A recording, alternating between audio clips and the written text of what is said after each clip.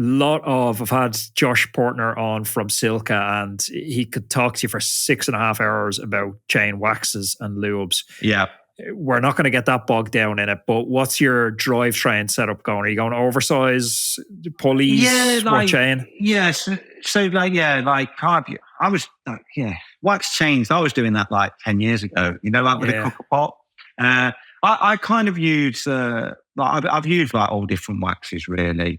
Generally, I think that where it all gets lost a lot of the time, I still use like a ceramic speed chain, and the reason for that is like all the chains that number one, they're all unpegged, but then they just they've had a running in process.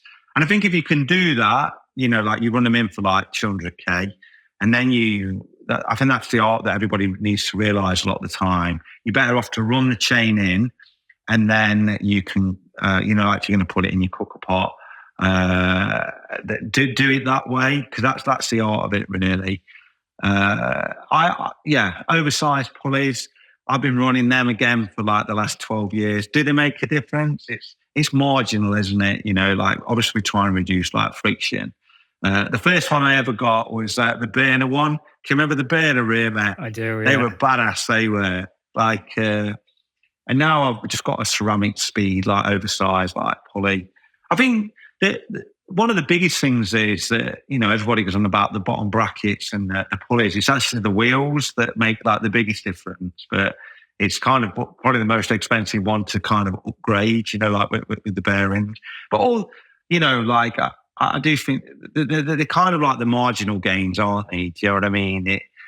I think if you read some of the facts that they're going to give you, like some of them are quite big claims, but yeah, some of them are ridiculous. You can definitely tell the difference. Yeah, you can definitely tell the difference. So, like, I don't like, you know, like from a wax chain, or even using like UFO drip. Like, I'm racing tomorrow. I've just put like some UFO drip on the chain. Like Silk do like their own version of it, but it just makes the change a lot crisper, doesn't it? You know, and if that's a psychological advantage in your head, then it's definitely worth taking. And is the move from a Shimano pedal to reducing the stack height to using something like a Speedplay Zero, is that a move worth making, or is the net risk maybe not worth it if you're using Shimano on the road? Yeah, like I've been on Speedplay for like 16 years, so it's kind of a hard one. I think like for some people, like there's, you know, like there's this, you know, like when you're on like a Speedplay pedal, obviously you've not got the same connection.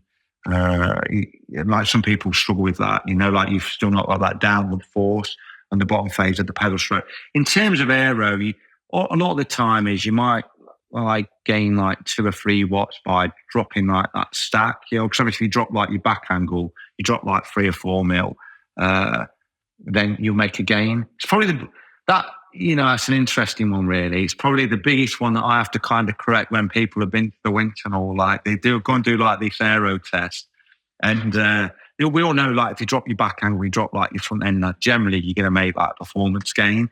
But it kind of like there's a biomechanical disadvantage to it a lot of the time as well. So, but with the Speedplay pedal, yes. And generally what it also means is that with the Speedplay cleat, you can get the cleat further back. So obviously, some people, if they like quite towy when it comes to riding, it can help with like that pedal efficiency as well.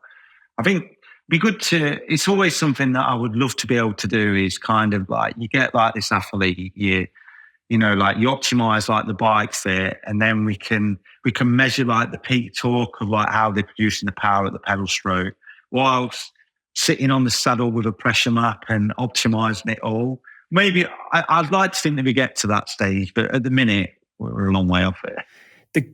Maybe a long way off that, but what has improved so much in the last 10 years is kit. It seems like almost every brand now has a really fast speed suit, when even back 4 or 5 years ago, there was just 1 or 2 clear market leaders. Do you have a preference now? I think the data I've seen, I think it was a Enduro Encapsulator was still the fastest, but I think it's banned in UCI.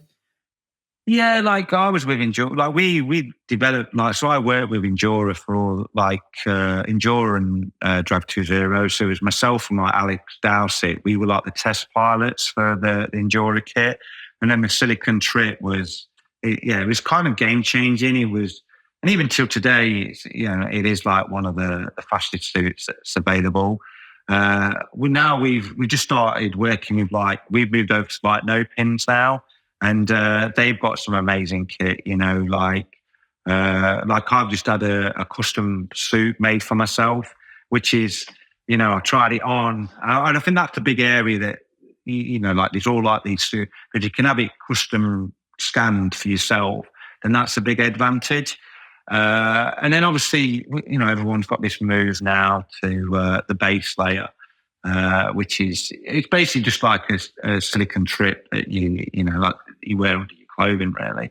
So it's trying to get the air to attach to you in a much better way. And if you look at like all the fast suits, that like ultimately you want to speed a suit generally, unless it's an indoor velodrome where we can take like a different, it's so much more control. Where in the real world, like we're going to be riding at different speeds and different yaw angles, and that's the suit that kind of works really.